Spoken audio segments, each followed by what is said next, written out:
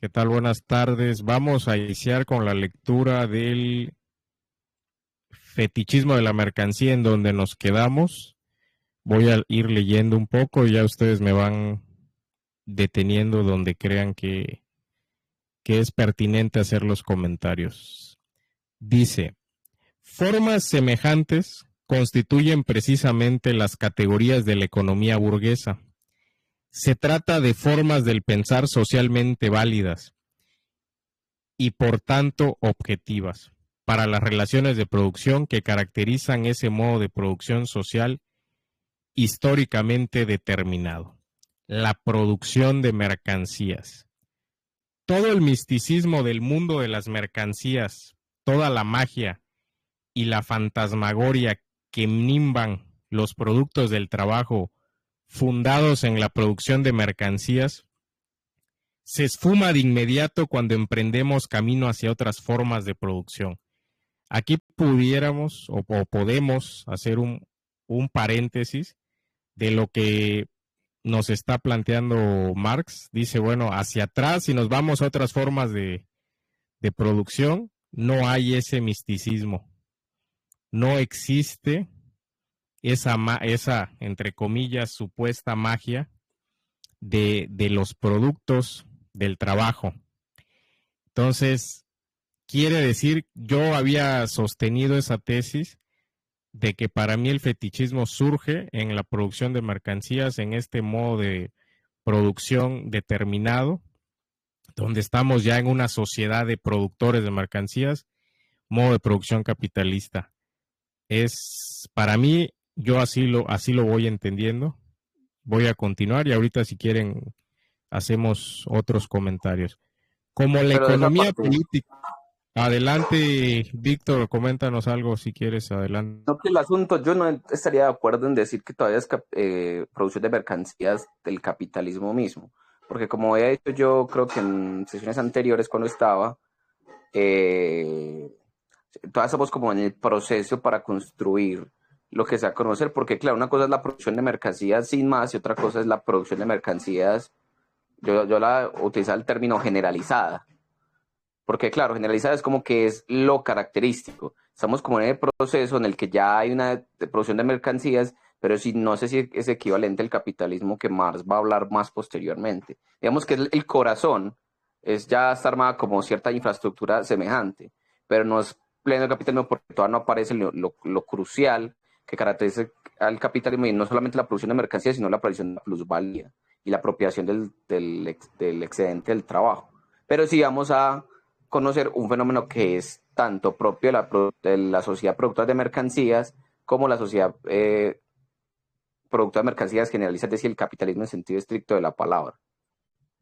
Entonces ahí es donde yo discreparía. Por lo demás, pues aquí creo que hay un punto crucial también que decir y es el misticismo que hay sobre esa figura de intercambios de mercancía es también una condición necesaria, porque claro, hablamos del pensamiento burgués y hablamos de su idealismo en muchos sentidos, pero ojo que aquí más nos está diciendo, ojo, ese idealismo no es arbitrario, sino que está condicionado por la manera en que la sociedad ha generalizado, está construyendo un nuevo tipo de sociedad que se halla en las mercancías o en el intercambio de mercancías, que parece como hacer fantasmagórico o desaparecer como el sustento real y material de la superestructura o de unas relaciones económicas determinadas. Y cuando eso pasa, entonces aparecen pues como el idealismo como la expresión del pensamiento objetivo de esa situación.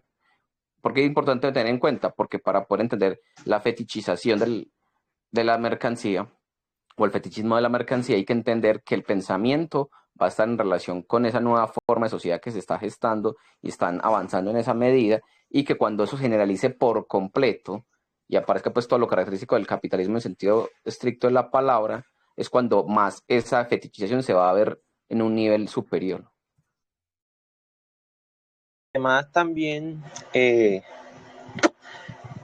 como lo que tú señalas, Víctor, incide ante todo en la cuestión de que este análisis es posible replicarlo a cualquier sociedad productora de mercancías, o no en las sociedades en las que ya está generalizada la producción de mercancías, porque ese es como por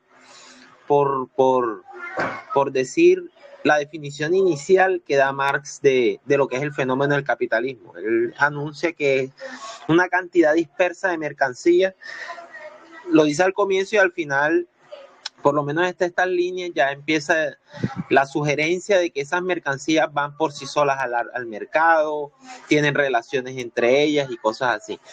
Entonces, es más bien la ley que surge cuando, estas son como especie de esbozos de la ley que surge una vez la producción empieza a ser privada, para llamarlo de algún modo. Cuando empiezas a ver productores privados que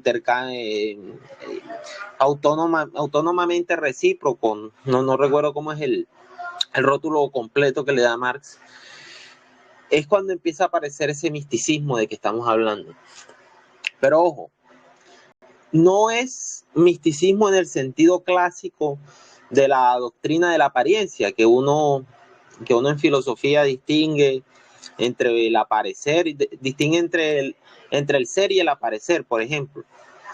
Aquí el misticismo de la mercancía no es en estricto un velo que oculte la realidad auténtica del trabajo, el estado actual de las relaciones de las relaciones sociales en la sociedad burguesa, sino que, y es lo que he venido señalando y que parece paradójico, es que el fetichismo de la mercancía es fetichismo porque le revela a los productores el carácter social del trabajo.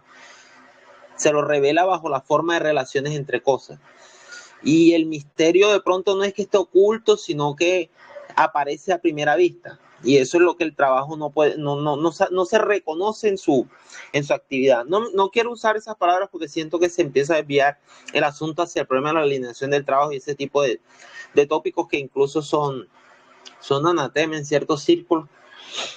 Pero sí quería insistir en eso, en que no es una simple apariencia que oculte una esencia real o algo más verdadero, porque fíjense que cuando Marx se refiere a ella, dice, se trata de formas del pensar socialmente válidas. Utiliza la palabra con validez, que tiene una carga filosófica, por lo menos en la Alemania de la época de él, y por tanto, y por extensión objetiva, de ese modo de producción social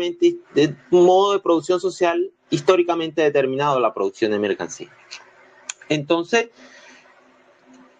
hay mucha razón en ese punto que señala Víctor, yo estoy de acuerdo, porque se trata por lo pronto aquí de la producción de mercancías.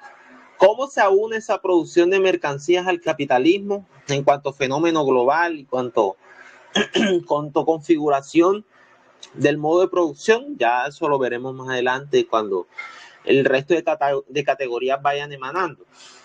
Pero sí hay algo que también me gustaría señalar, y es que en esta instancia se mueve siempre el presupuesto de que los intercambios son entre iguales. Fíjense que Marx insiste que el rasgo característico del intercambio de mercancías es que se reputan cantidades iguales de trabajo siempre. Entonces, también estoy de acuerdo en ese punto de que no estamos aún metidos de lleno en el fenómeno ya de la producción de plusvalía, por ejemplo, porque esta es producción de mercancía, o en el fenómeno ya de una sociedad que se configura como una sociedad de intercambios libres, de intercambios justos, etcétera. Otro punto que también quiero poner de relieve es la parte final de este párrafo que estamos hablando, cuando él dice: todo el misticismo del mundo de las mercancías, toda la magia y la fantasmagoría que nimban los productos del trabajo fundado en la producción de mercancías se fuma de inmediato cuando emprendemos camino hacia otras formas de producción.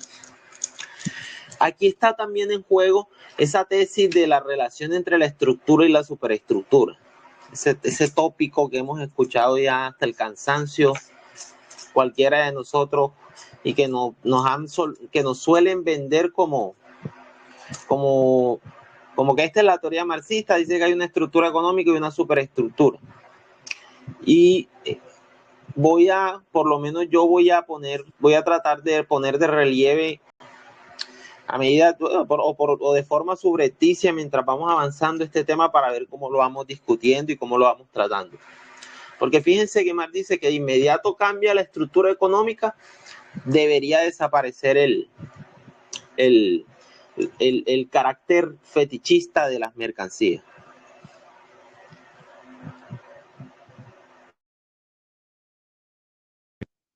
Juan, ¿qué tal? ¿Quieres comentar algo o le seguimos? No, sí. Lo que pasa es que se me adelantaron todos, pero bueno. Dale. Me estaba acordando cuando estábamos leyendo esta parte, me estaba acordando de Lukács, ¿no?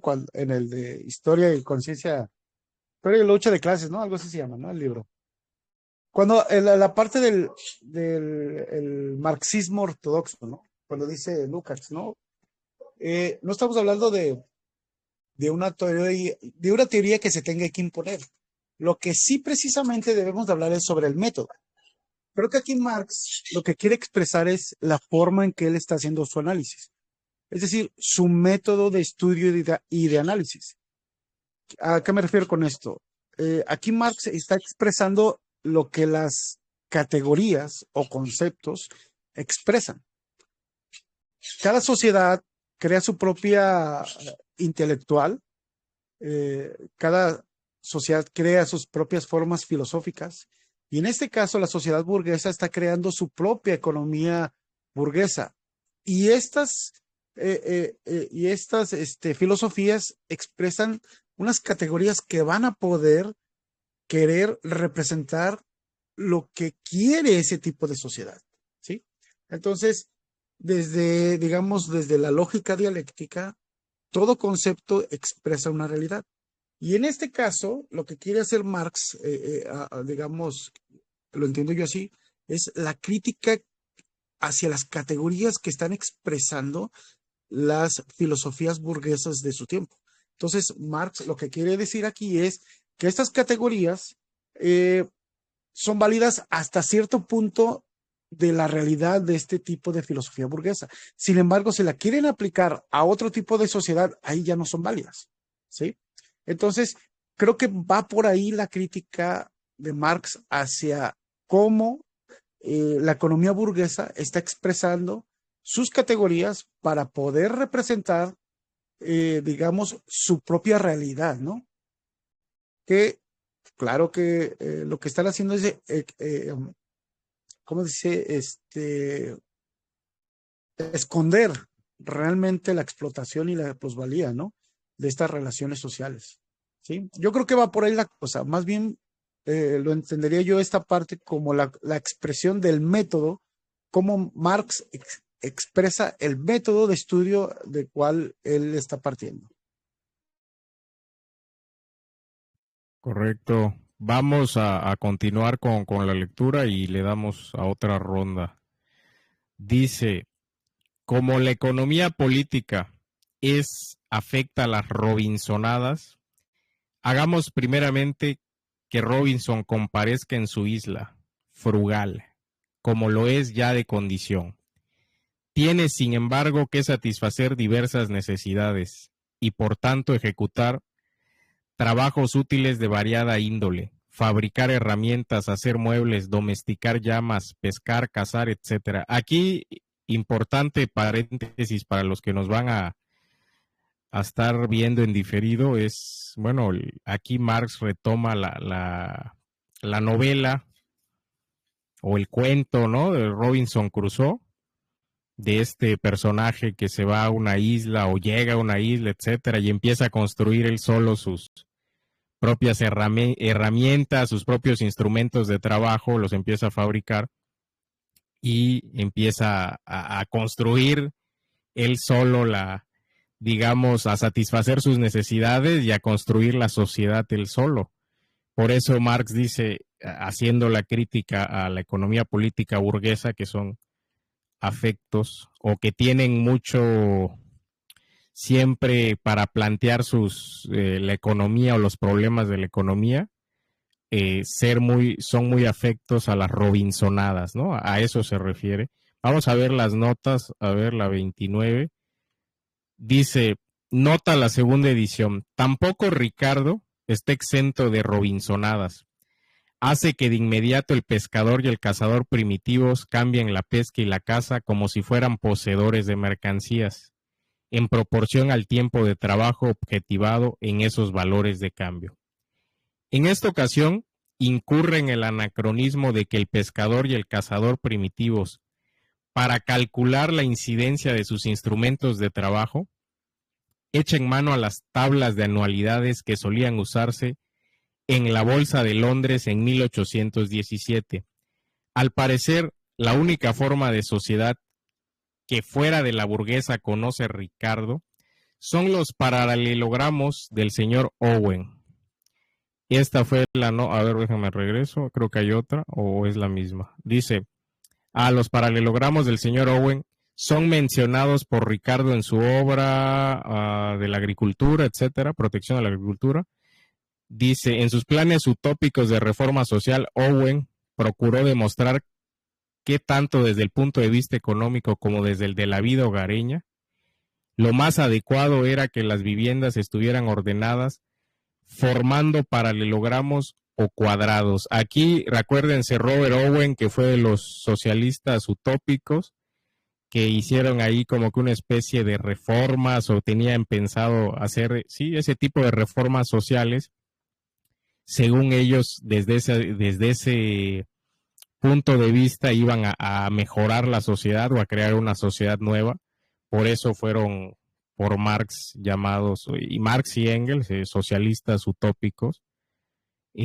Obviamente luego Marx retoma ciertas ideas de ellos, las retoma, pero por eso se conoce a la teoría que se fue desarrollando después como socialismo científico. Entonces, este apartado de Robinson, voy a continuar y ahorita damos tiempo para las intervenciones. Dice, de rezos y otras cosas por el estilo no hablemos aquí, porque a nuestro Robinson esas actividades le causan placer y las incluye en sus esparcimientos. Pese a la diversidad de sus funciones productivas, sabe que no son más que distintas formas de actuación del mismo Robinson, es decir, nada más que diferentes modos del trabajo humano. La necesidad misma lo fuerza a distribuir concienzudamente su tiempo entre sus diversas funciones. Que uno ocupe más espacio de su actividad global y la otra menos, depende de la mayor o menor dificultad que haya que superar para obtener el efecto útil propuesto. La experiencia se lo inculca, y nuestro Robinson, que del naufragio ha salvado el reloj, libro mayor, tinta y pluma, se pone como buen inglés a llevar la contabilidad de sí mismo. Su inventario incluye una nómina de los objetos útiles que él posee, de las diversas operaciones requeridas para su producción, y por último del tiempo de trabajo que término medio le insume elaborar determinadas cantidades de esos diversos productos. Todas las relaciones entre Robinson y las cosas que configuran su riqueza creada por él son tan sencillas y transparentes que hasta el mismo señor Max Weir, sin esforzar mucho el maguín, podrían comprenderlas, y sin embargo quedan contenidas en ellas todas las determinaciones esenciales del valor. A ver, vamos a ver la nota. Max Weir era un economista vulgar en la versión inglesa. Engels lo sustituye por nuestro conocido Sedley Taylor. Bueno, era un personaje de la época de la economía vulgar, como le llamaba Marx. Entonces, a ver, dice, trasladémonos ahora de la radiante ínsula de Robinson a la tenebrosa Edad Media Europea. En lugar del hombre independiente, dice, aquí nos dice Marx, ¿no? Trasladémonos de la isla de Robinson a la tenebrosa Edad Media Europea. En lugar del hombre independiente, nos encontramos con que aquí todos están ligados por lazos de dependencia. Lo que habíamos dicho antes, ¿se acuerdan de los vínculos de dependencia personal? Siervos de la gleba y terratenientes, vasallos y grandes señores, seglares y clérigos. La dependencia personal caracteriza tanto las relaciones sociales en que tienen lugar la producción material, como las otras esferas de la vida estructuradas sobre dicha producción. Esto para mí es importante resaltarlo. Bueno, ahorita lo subrayo. Pero precisamente porque las relaciones personales de dependencia constituyen la base social dada, los trabajos y productos no tienen por qué asumir una forma fantástica diferente de su realidad. Ingresan al mecanismo social en calidad de servicios directos y prestaciones en especie. La forma natural del trabajo, su particularidad, y no como sobre la base de la producción de mercancías, su generalidad, es lo que aquí constituye la forma directamente social de aquel. Ahí podemos hacer una pausa. Sí, quieren comentar algo, adelante, abrimos ronda. Como vemos, le venía diciendo, aquí hay un contraste, un claro contraste marcado entre la visión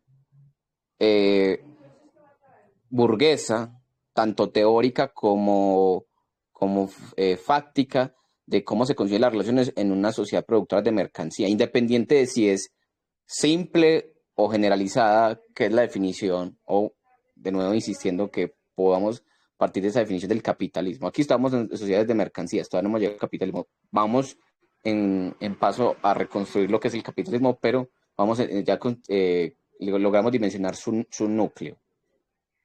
Pero entonces aquí lo que demuestra es cuando aparece el intercambio como un fenómeno social que además está enlazado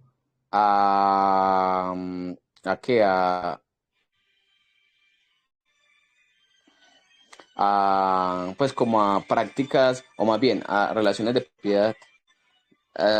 propiedad, distintas a la mercancía, empieza a aparecer un fenómeno muy raro, y es cuando nos remontamos al pretérito, es decir, al pasado, y vemos cómo se produce y bajo qué condiciones se produce y cuáles son las relaciones de producción, nos damos cuenta de algo muy particular, y es, hay el trabajo cualitativo, la especificidad del trabajo, y el producto particular es lo relevante con respecto a qué, con respecto a su forma generalizada. Es decir, pasamos de una relación directa con los medios de subsistencia, los productos del trabajo, a una relación mediada por la abstracción de la generalización del trabajo general, ¿cierto?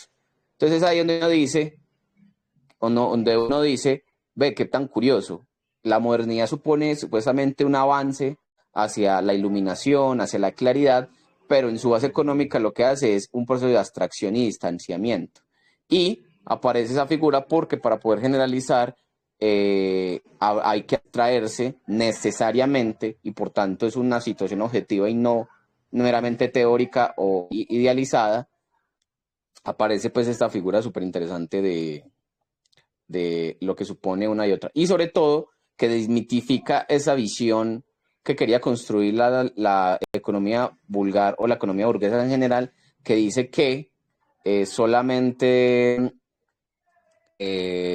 o sea, que si nos vamos a hablar del capitalismo, tenemos que remontarnos a individuos aislados por un lado, o a situaciones como primitivas, para encontrar ahí la fuente de la génesis del capitalismo. Y aquí lo que va a mostrar, solamente haciendo contraste de época, es que no, es completamente falaz, y además una treta intelectual cuestionable, partir de aislar las relaciones o el tipo de sociedad para encontrar su origen, cuando históricamente no se sostiene. Ahora hay que mostrar cómo pasamos de un modo de producción a otro, y por qué las categorías siempre mediadas o siempre finitas no pueden extenderse ad infinitum o a un supuesto origen teorético que supone la economía vulgar.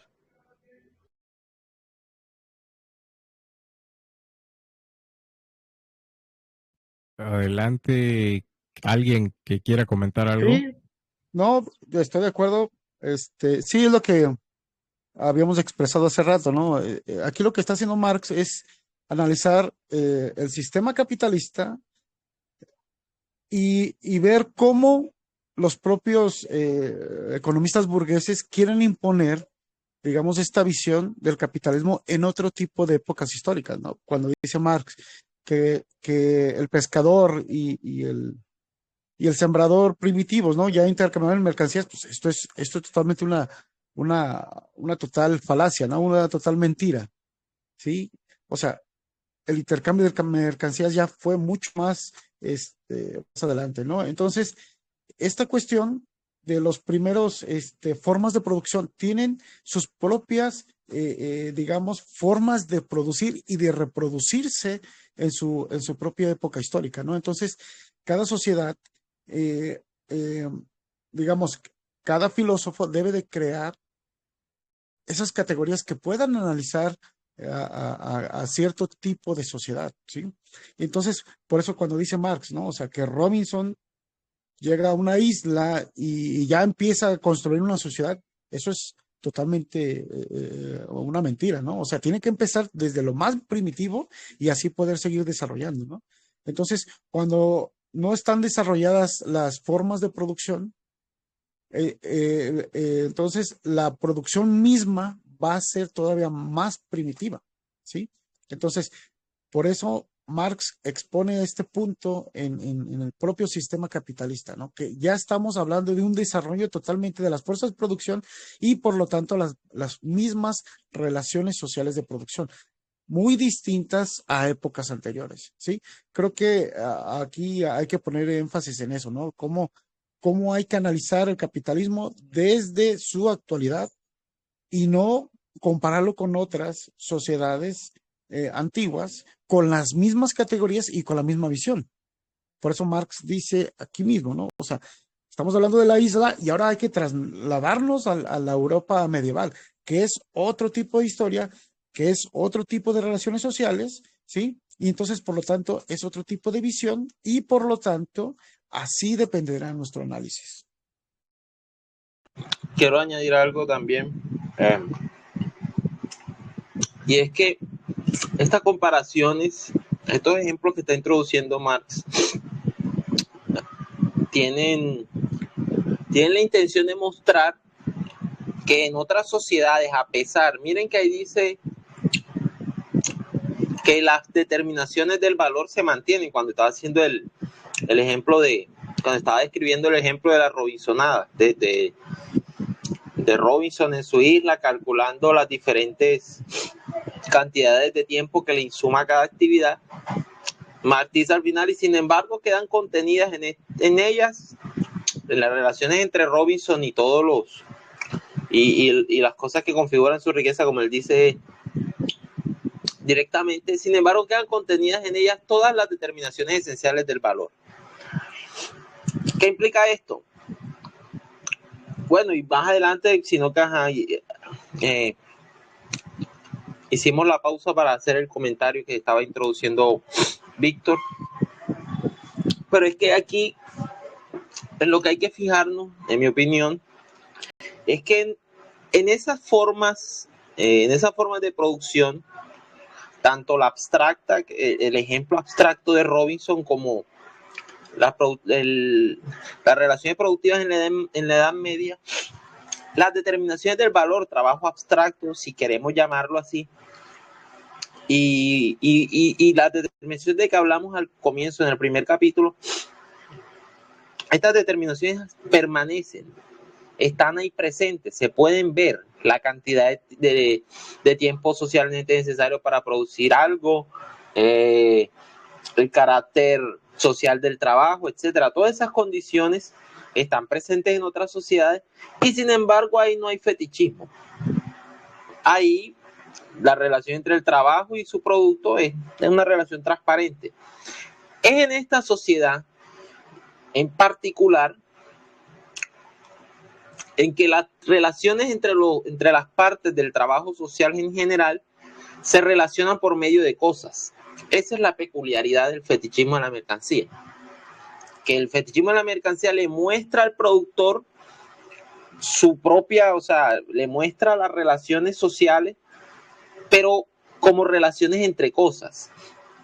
Ya no son los productores los que se relacionan entre sí, sino que las cosas tienen, que era de lo que yo hablaba la vez pasada cuando me refería a que en tiempos de Marx fetichismo era asimilable a la palabra animismo, a la doctrina aristotélica de de que las cosas tienen un alma y por eso se mueven, un ánimo.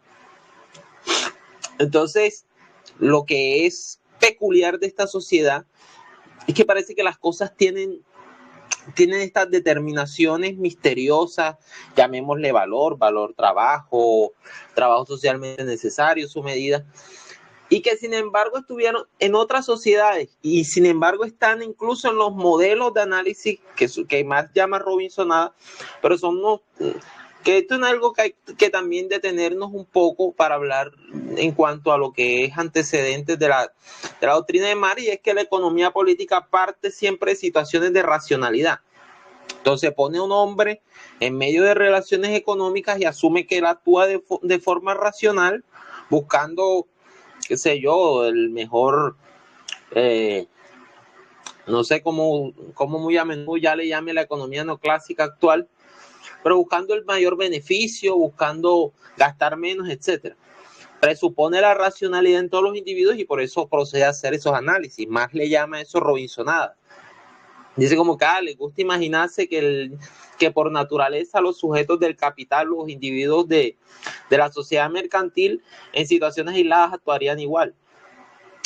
Ya igual, eso continúa hasta nuestros días en el famosísimo ejemplo de, imagina que tienen 2 vacas y esas cosas. Pero bueno, el detalle aquí es que en un momento del tránsito de los modos productivos en la historia, las relaciones entre las partes del trabajo social en general ya no se dan de forma transparente. Ya no son los trabajos los que se relacionan, sino que se tienen que relacionar por medio de cosas. Para mí este es por decirlo, la diferencia específica del análisis del fetichismo en la mercancía. Porque es propiamente la pregunta de por qué, bajo la forma de cosas, ese velo de objetividad, se presentan relaciones que en realidad son relaciones de trabajo, relaciones entre productores que intercambian. ¿Por qué aparecen ahora bajo la forma de cosas? Y es algo que está, a mi parecer, implícito en la distinción en la que insistió Víctor, una distinción entre una producción de mercancía simple y una producción generalizada de mercancía. Porque en este modo de distinguir ya radican las condiciones de pensar que con el capitalismo pasa algo además de la simple producción de mercancía. Y ya como para terminar y no extenderme más, es algo en lo que yo también he insistido, para referirme a lo que ha dicho Juan, de que estas categorías, todos sabemos que Marx anuncia que no son eternas, no son transhistóricas, no reposan sobre la cabeza de los individuos como si fuese ideas absolutas y que por tanto son perecederas. Pero estas categorías las podemos encontrar en otros modos de sociedad. En otros modos de sociedad también hubo producción de mercancía, no generalizada, pero hubo. En el capitalismo hay producción de mercancías también, pero no se puede decir, como ya dice Juan, que sean lo mismo, sino que es su modo de engancharse o de relacionarse con las demás partes de la sociedad, o llamémosle, para seguir en términos lógicos, es el encadenamiento entre estas categorías lo que hace peculiar a la experiencia del capitalismo. Porque en otras sociedades hubo dinero también, y no por eso se configuraba una sociedad capitalista. En otras sociedades, y ya lo está diciendo Marx, encontramos las determinaciones del valor, las determinaciones esenciales del valor. Sin embargo, no encontramos capitalismo, hay valor. Incluso en la abstracción, en un Robinson, en una isla, hay valor. En la Edad Media hubo valor. Pero es su modo de encadenarse con las demás categorías o con los demás fenómenos que le da una configuración peculiar al capitalismo. Por eso siempre estas categorías hay que mantenerlas no como específicas del capitalismo. El capitalismo es más bien, ya que hablamos de Lucas, alguien habló de Lucas, es la totalidad. No las categorías en singular, ni siquiera el gesto de adicionar y meter en un mismo lugar todas las categorías, sino la totalidad que se va formando el encadenamiento de estos fenómenos de estos fenómenos particulares. Correcto. La totalidad, pudiéramos decir, bajo distintas formas. ¿Cómo ven? Ahí el punto medular de lo que se planteó o lo que han dicho todos de si para Marx hay un modo de producción mercantil simple y luego hay un modo de producción ya generalizado, de producción de mercancías generalizado, que es el capitalismo que tiene obviamente la tendencia hacia mundializarse. Puede ser ahí la explicación, esa puede ser una de las explicaciones que porta ya la producción, porta una potencia o tiene la potencia de convertirse en este, si lo vemos desde ese punto de vista, así de todo ha sido lo mismo y se está transformando a otras formas o adopta otras formas, se está transformando y adopta otras formas y entonces ahora estamos en este modo de producción que comparte, que nosotros si vamos en retrospectiva, comparte ciertos elementos de otros modos de producción.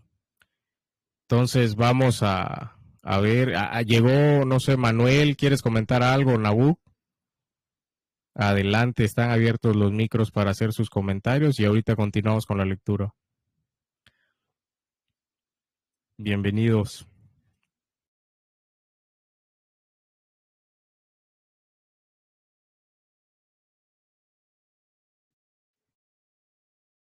No, continuamos.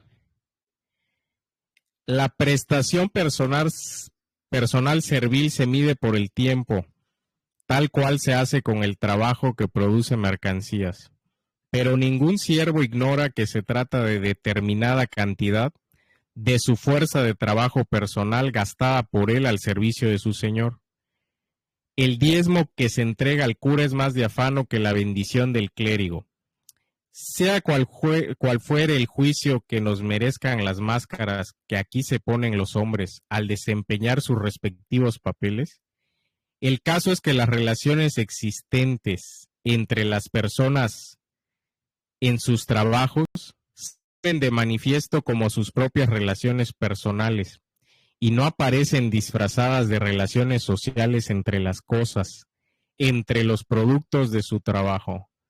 Aquí podemos hacer un paréntesis en cuanto a lo que habíamos leído antes, la parte en la que Marx igual a lo mejor, bueno, no a lo mejor, con un poco de ironía dice, es que Robinson cruzó, rescató el reloj, ¿no? Rescató el libro diario para llevar su contabilidad, etcétera.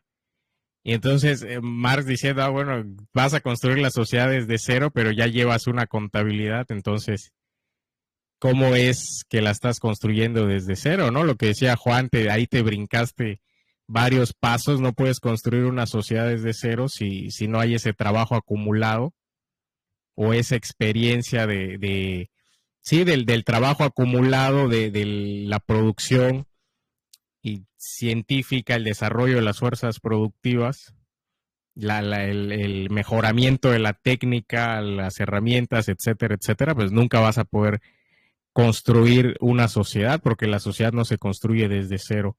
Entonces, aquí vemos cómo luego Marx habla de las máscaras, cómo ya empieza a hablar de lo que luego creo que lo menciona, las personificaciones, que ya no somos, digamos, personas, no es que no lo seamos, pero somos personificaciones ya sea de nuestra propia mercancía.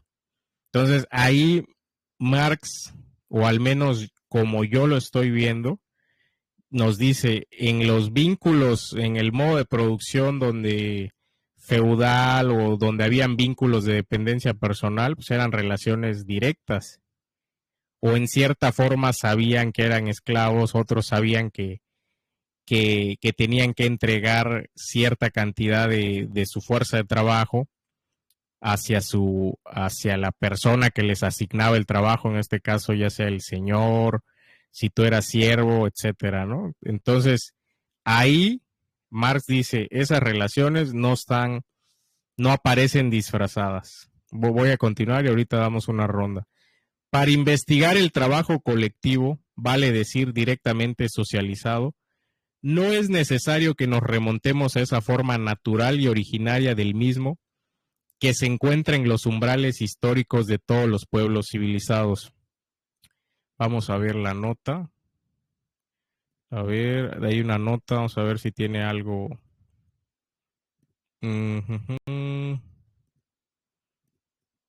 Ahí está. Dice, es un preconcepto ridículo de muy reciente difusión el de que la forma de la propiedad común, naturalmente originada, sea específicamente eslava y hasta rusa en exclusividad. Es la forma primitiva cuya existencia podemos verificar entre los romanos, germanos, celtas, y de la cual encontramos aún hoy entre los indios un muestrario completo con los especímenes más variados, aunque parte de ellos en ruinas, un estudio más concienzudo de las formas de propiedad común asiáticas, y especialmente de las índicas, demostraría cómo de las formas diversas de la propiedad común natural resultan diferentes formas de disolución de estas, que es lo que estábamos planteando ahora en este momento, de cómo es una totalidad bajo distintas formas, cómo se va adoptando distintas formas. Aquí Marx parece que lo retoma, dice, bueno, ya podemos observar desde las formas comunales, como en esas mismas formas está la potencia de su disolución y de su superación hacia otras formas. Así, por ejemplo, los diversos tipos originarios de la propiedad privada romana y germánica pueden ser deducidos de las diversas formas de la propiedad común en la India. Buena nota de Marx aquí. Dice, un ejemplo más accesible nos lo ofrece la industria patriarcal rural de una familia campesina, que para su propia subsistencia produce cereales, ganado, hilo, lienzo, prendas de vestir, etc. Estas cosas diversas se hacen presentes enfrentándose a la familia en cuanto a productos varios de su trabajo familiar, pero no enfrentándose recíprocamente como mercancías. Los diversos trabajos en que son generados esos productos, cultivar la tierra, criar ganado, hilar, tejer, confeccionar prendas, en su forma natural son funciones sociales, ya que son funciones de la familia, y ésta practica su propia división natural del trabajo, al igual que se hace en la producción de mercancías. Lo que había dicho Marx antes, ¿se acuerdan de la división social del trabajo? Aquí nos está comparando esta parte de una comunidad, ¿cómo le llama? Patriarcal. Sí, lo que existió en la India quizás. Dice, las diferencias de sexo y edad, así como las condiciones naturales del trabajo cambiante con la sucesión de las estaciones, regulan la distribución de este dentro de la familia y el tiempo de trabajo de los diversos miembros de la misma. Pero aquí el gasto de fuerzas individuales de trabajo, medido por la duración, se pone de manifiesto desde un primer momento como determinación social de los trabajos mismos, puesto que las fuerzas individuales de trabajo solo actúan desde su origen como órganos de la fuerza de trabajo colectiva de la familia. Imaginémonos finalmente, para variar, una asociación de hombres libres que trabajen con medios de producción colectivos y empleen conscientemente sus muchas fuerzas de trabajo individuales como una fuerza de trabajo social. Todas las determinaciones del trabajo de Robinson se reiteran aquí, solo que de manera social, en vez de individual. Todos los productos de Robinson constituían su producto exclusivamente personal y por tanto directamente objetos de uso para sí mismo. El producto todo de la asociación es un producto social. Una parte de este presta servicios de nuevo como medios de producción. No deja de ser social, pero los miembros de la asociación consumen otra parte en calidad de medios de subsistencia. Es necesario, pues, distribuirla entre los mismos. El tipo de esa distribución variará con el tipo particular del propio organismo social de producción y según el correspondiente nivel histórico de desarrollo de los productores. A los meros efectos de mantener el paralelo con la producción de mercancías, supongamos que la participación de cada productor en los medios de subsistencia esté determinada por su tiempo de trabajo. Por consiguiente, el tiempo de trabajo desempeñaría un papel doble. Su distribución socialmente planificada regulará la proporción adecuada entre las varias funciones laborales y las diversas necesidades. Por otra parte, el tiempo de trabajo servirá a la vez como medida de la participación individual del productor en el trabajo común y también, por ende, de la parte individualmente consumible del producto común. Las relaciones sociales de los hombres con sus trabajos y con los productos de estos siguen siendo aquí diafanamente sencillas, tanto en lo que respecta a la producción como en lo que atañe a la distribución. Aquí podemos hacer un paréntesis, bueno, podemos hacer una ronda de participaciones. Yo resaltaría la parte donde dice Marx, imaginémonos una asociación de hombres libres que trabajen con medios de producción colectivos, ¿no? Ahí hay una parte donde Marx lo retoma esto, o creo que, no sé si es esta o es más adelante, donde Marx habla de los productores libremente asociados. No sé si es en este capítulo o el siguiente, pero ya Marx lo va como que lo va esbozando, lo va lanzando, y aquí muchos pueden llevarse a la confusión de lo que planteaba Proudhon, de los bonos laborales, de tanto tiempo de trabajo me das un bono y eso representa el gasto que yo hice y mi parte de producto social, que luego Marx lo critica. Aquí muchos se pueden llevar a confusión en cuanto a cómo está planteado, porque es como que en apariencia dirían muchos que es lo mismo, ¿no? Dice, pues está hablando del tiempo de trabajo, que es el que va a organizar la distribución y es lo que va a realizar esa planificación. Entonces, ¿qué podemos extraer de lo que leímos? Pues abro rondas, ¿no? De participación. Adelante. Bueno, vuelvo sobre lo último. Hay una diferencia sustancial que todavía no la vamos a desarrollar, pero como para zanjar un poco la pelea con Proudhon, y es que en el fondo Proudhon todavía está actuando con categorías de la economía burguesa o de las condiciones de producción de mercancías. En cambio, Marx está yendo un paso más allá. Está pensando en una sociedad que ha podido superar esa relación indirecta que genera fetichización y alienación en el producto del trabajo. Víctor, disculpa, qué pena. No, se me cortó y no capté bien el comentario. ¿Puedes? Discúlpenme los demás también. Si puedes de nuevo. Antonio hacía una precisión de cómo esta última parte del el ejemplo hipotético de los productores de mercancías, de los productores libres que tienen medios de producción colectivizados, no se parece a esa idea que plantea Proudhon de la asociación libre de los productores. Entonces ahí, como respondiendo a esa pregunta, como para que zanjar eso, aunque todavía en ese momento de lectura no estamos pensando todavía en cuestiones hipotéticas o, digamos, sociedades que hayan superado esas condiciones básicas o esas relaciones de producción propias del capitalismo, respondiendo que hay una diferencia abismal, y es que a pesar de que él hable de socialización de los medios de producción, él está pensando todavía bajo las categorías, me refiero a Proudhon, de la sociedad mercantil, es decir, la sociedad que media sus relaciones a través del intercambio de mercancías. Marx está pensando más allá.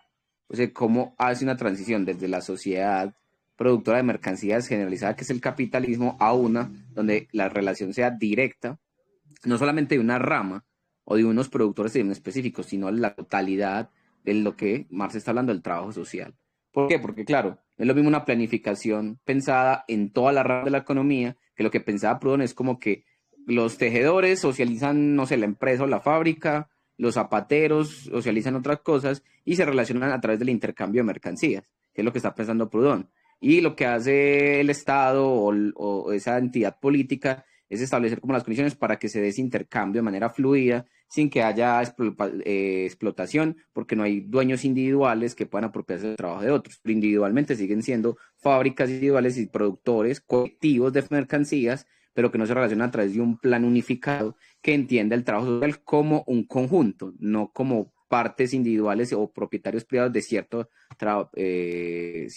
cantidad de trabajo social traducida en valores de uso. Entonces ahí es una diferencia sustancial.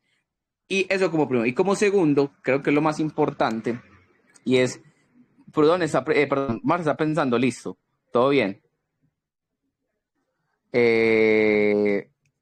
Digamos, está bien, pensemos dos ejemplos. Uno que vuelve hacia atrás y otro que mira hacia adelante. Y es, ¿qué pasaría si rompiéramos con la condición de posibilidad para que haya esa alienación, para que haya fetichización de las mercancías, es decir, de los productos del trabajo que se intercambian entre sí? Pues primero pensemos un ejemplo anterior, históricamente, digamos, verificable, y es, ¿qué pasa en esa familia patriarcal cuyo producto del trabajo y, digamos, su esfuerzo o cada trabajo individual responde no al intercambio, sino al consumo o la economía de subsistencia, como se habla, creo que en general? Pues ahí aparecería una relación directa entre el productor y el producto de su trabajo, y se vería cómo el trabajo individual está necesariamente ligado al trabajo social. ¿En qué sentido? De que lo que yo produzca de mi trabajo individual no me lo apropio yo directamente, sino que contribuye al fondo común de los productos del trabajo. Y hay una unificación importante. Entonces, cuando piensa en ese ejemplo, ya piensa en uno hipotético que no ha existido, y es cómo hacer para que este proceso histórico que se dio de distanciamiento entre los productores y entre el productor y el trabajo vuelva a aparecer. Y ahí piensa, bueno, ¿qué tal si socializamos los medios de producción y rompemos con las relaciones de propiedad existentes y empezamos a construir una nueva base donde haya una relación más directa? Pues desaparece esa fetichización inherente y por el otro lado aparece con más... o sea, se hace más visible la relación entre el trabajo individual y el trabajo social, que es de interdependencia. Mientras en la sociedad de mercancías o los productores individuales es accidental, es decir, se unen básicamente por el intercambio y nunca se ve el carácter social o la estrecha relación entre el trabajo individual de cada persona y el trabajo social en la sociedad, tanto patriarcal como en la sociedad del productores libres asociados, se nota directamente que tiene un efecto. Puede llegar a regular la distribución de los bienes. ¿En qué medida? Pues el principio de acuerdo de cada cual según su trabajo. Sí, como el principio pues que regía en la Constitución soviética. Como de cada cual según lo que aportaban, no me acuerdo cuál era la otra fase en ese momento, Cada pero básicamente... cual según su necesidad, ¿no? De cada cual según su necesidad, de cada cual según su capacidad, ¿no? Algo así. No, esa es la del comunismo, no. La del socialismo, primera etapa, es en función de la cantidad de trabajo aportada. Hay una relación directa entre cuánto trabajas tú y cuánto te devuelve la sociedad en función de eso. Pero no me acuerdo cuál es el principio, tal cual, pero lo podemos buscar después. Pero el caso es que aplica lo mismo que está diciendo Marx. Puede seguir aportando, más bien, regulando a través de ese principio, pero a pesar de que eso puede ser problemático y lo van a problematizar como último logro de la sociedad comunista, de cada cual según su necesidad y aportando de cada su capacidad, que todavía no se ha llegado, pero puede incluso con ese principio de devolver en función del trabajo, no haber enajenación o distanciamiento entre el producto y una relación directa entre el trabajo social y el trabajo individual. Creo que eso es como el punto central acá. Ahora que mencionamos lo lo de Proudhon. Creo que sería buena idea. Sí, porque ante todo sabemos que Marx detestaba a Proudhon infinitamente, pero era que lo detestaba como por celos. Sentía como que él le prestaban atención en Francia. Entonces sería bueno revisar algo, y es cómo se puede ser víctima del fetichismo de la mercancía, porque técnicamente Proudhon cae víctima de este fetichismo. No en el sentido en que toma la apariencia por tal, sino que como estábamos sugiriendo, él siente que es una apariencia fácil de deshacer. Recuerden que su tópico era que él sentía que había descubierto un valor constituido en la medida del tiempo de trabajo necesario, y que este valor constituido debería eliminar la desigualdad inmanente de los intercambios. Entonces, la sociedad burguesa podría realizar su principio inmanente de que todos los intercambios son justos si eliminase, por ejemplo, el dinero y pasase a estas sociedades donde cada quien, de acuerdo a lo que trabajó, eso es lo que puede intercambiar, lo que puede recibir. Y fíjense que Proudhon llega a esa respuesta planteándose el problema de la mercancía como un problema de contenido. Él quiere saber por qué los valores de uso se transforman en valores de cambio. O sea, ¿cuál es el contenido misterioso? Y Marx hace un cambio metodológico porque a él no le interesa el contenido, y de hecho dice que el contenido está presente en todas las sociedades precedentes. ¿Y esto qué implica? Que Marx lo único que le interesa es la forma. No le interesa el contenido del valor. Él dice, valor, o sea, todas las determinaciones del valor han existido a lo largo de la historia. Así que el problema no es el contenido, el problema es la forma. ¿Por qué adopta esta forma de mercancía el producto del trabajo? Y por qué no solo eso, sino que les oculta a los productores su propio carácter social.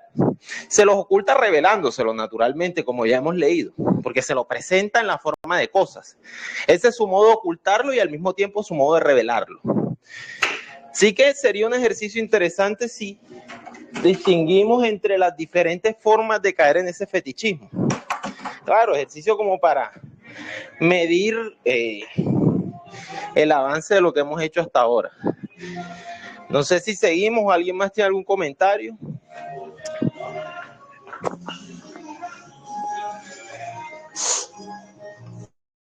Juan, ¿o seguimos? No, seguimos adelante. Dale, perfecto. Continuamos. Para una sociedad de productores de mercancías, cuya relación social general de producción consiste en comportarse frente a sus productos como ante mercancías, o sea, valores, y en relacionar entre sí sus trabajos privados, bajo esta forma de cosas, como trabajo humano indiferenciado, la forma de religión más adecuada es el cristianismo, con su culto del hombre abstracto y sobre todo en su desenvolvimiento burgués, en el protestantismo, deísmo, etc. En los modos de producción paleoasiático, antiguo, etc., la transformación de los productos en mercancía y por tanto la existencia de los hombres como productores de mercancía desempeña un papel subordinado, que empero se vuelve tanto más relevante cuando más entran las entidades comunitarias en la fase de su decadencia. Verdaderos pueblos mercantiles solo existían en los intermundos del orbe antiguo, cual los dioses de Epicuro, o Epicuro, como dicen algunos. Vamos a ver la nota, porque aquí creo que hay algo interesante para comentar. A ver si no me equivoco. Es que esto no agarra la primera, tengo que volver a seleccionar texto, a ver, ahí está. Dice, cual los dioses de Epicuro. Según el filósofo griego, los dioses residían en los intermundos, metacosmia, o espacio existente entre los astros, y no se interesaban por el destino de los hombres, ni se inmiscuían en el gobierno del universo. El sabio, por ende, debía honrarlos, pero no temerlos. Marx solía servirse de aquella comparación, véanse los Grundises o los Grundise. En el tomo I menciona unas páginas en el tomo 3 del Capital, ¿no? Sí, tomo 3 del Capital. Bueno, falta para que lleguemos a eso. Sin embargo, lo que Marx aquí plantea dice que en otros modos de producción, modo de producción antiguo, el modo de producción asiático, etcétera, había lo que ya se ha mencionado por varios de nosotros, varios lo han mencionado, que es esa producción de mercancías aparentemente, pero dice que desempeña un papel subordinado, como que no estaba generalizado. Luego se vuelve más relevante cuando entran las comunidades en decadencia, en su fase de decadencia. Dice, o como los judíos, dice, en los poros de la sociedad polaca. Esos antiguos organismos de producción son muchísimo más sencillos y transparentes que los burgueses, pero se fundan en la inmadurez del hombre individual, aún no liberado del cordón umbilical de su conexión natural con otros integrantes del género, o en relaciones directas de dominación y servidumbre. Eso es importante lo que está diciendo Marx, que es como que un germen o está apenas en potencia ese modo de producción capitalista que conocemos actualmente. Estaba en potencia en esos modos de producción antiguos, como lo menciona aquí Marx, ¿no? Entonces dice, están condicionados por un bajo nivel de desarrollo de las fuerzas productivas del trabajo y por las relaciones correspondientemente restringidas de los hombres dentro del proceso material de producción de su vida, y por tanto entre sí y con la naturaleza. Esta restricción real se refleja de un modo ideal en el culto a la naturaleza y en las religiones populares de la antigüedad. El reflejo religioso del mundo real únicamente podrá desvanecerse cuando las circunstancias de la vida práctica cotidiana representen para los hombres día a día relaciones diafracionales entre ellos y con la naturaleza. Esto que voy a tratar de subrayar, a ver si puedo, esta parte que dice, el reflejo religioso del mundo real podrá desvanecerse únicamente cuando las circunstancias de la vida práctica representen para los hombres día a día relaciones diafanamente racionales entre ellos y con la naturaleza.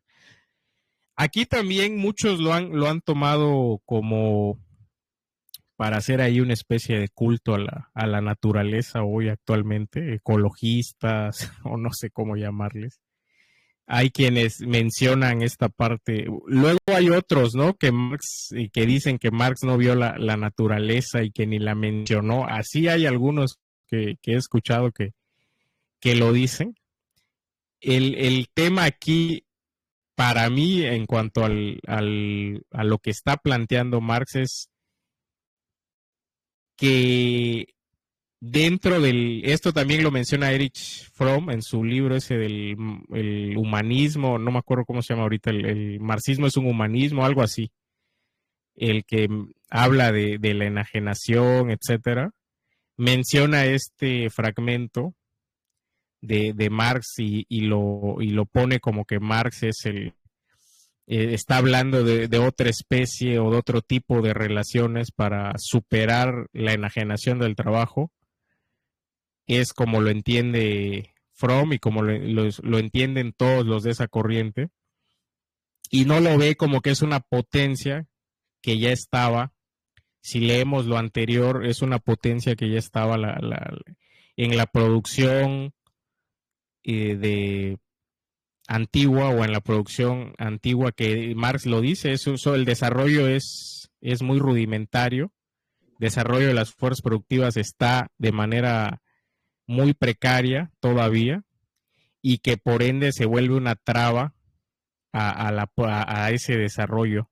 Entonces tiene que cambiar de forma para que puedan seguir desarrollándose las fuerzas productivas, que esa es una crítica que luego le han hecho algunos sociólogos a Marx, por ejemplo, los que hablan de que Marx era economicista, ¿no? La crítica productivista, que lo veía de esa forma solamente, etcétera, pero sin embargo, en sus textos nosotros podemos ver que hay una crítica al fetichismo, hay una crítica a la enajenación del trabajo. Voy a continuar, si quieren comentar algo me dicen, me interrumpen para Sí, comentar. nomás Dale, para que dale, no se dale. pierda esto, ¿no? Sí, Sí, aquí lo dale. que Marx está hablando es, bueno, creo que son varias cosas. Y hay una cuestión, ¿no? Cuando Engels hace una crítica del reino de las necesidades de Hegel, y él habla que el reino de la libertad es cuando realmente el ser humano eh, transforma la naturaleza para su propio servicio. ¿Qué estamos hablando con esto, no? Que haya una relación directa con la misma naturaleza o con el trabajo, ¿no? Cuando dice Marx en el capítulo de la acumulación originaria, nos dice que el hombre, el ser humano, fue separado de su propio trabajo, ¿no? Fue separado de la naturaleza y fue llevado a unas fábricas, ¿no? Entonces, aquí lo que podemos entender en esta partecita, ¿sí? Es como el ser humano, una vez que se relacione directamente con la naturaleza por medio de la praxis humana, que la transforme para su propio beneficio, es cuando dejará todos esos misticismos, todas esas cuestiones religiosas de dioses y esto, ¿no? ¿Por qué llueve? Pues porque Dios quiere, ¿no? El Dios Sol, ¿no? El Dios esto, aquello, ¿no? Entonces, cuando el ser humano realmente se relaciona con su naturaleza por medio de la praxis, cuando la transforma a su, ¿cómo se dice? A sus necesidades, entonces es cuando realmente estamos hablando de una nueva sociedad, ¿sí? Cuando ya se acaba todo ese misticismo, aquí algo así dice, algo nublado, ¿no? Que ya el ser humano no puede ver lo que es realmente, ¿no? Entonces, creo que va por ahí, vuelvo a repetir, ¿no? Cuando dice Engels, ¿no? Que esta sociedad capitalista es el reino de las necesidades, ¿no? Que el propio capitalismo está creando las necesidades por medio de las mercancías, ¿sí? Cuando lo que deberíamos de crear nosotros es un reino de la libertad, que es volver a tener esta relación misma con la naturaleza y poderla transformar a nuestro beneficio.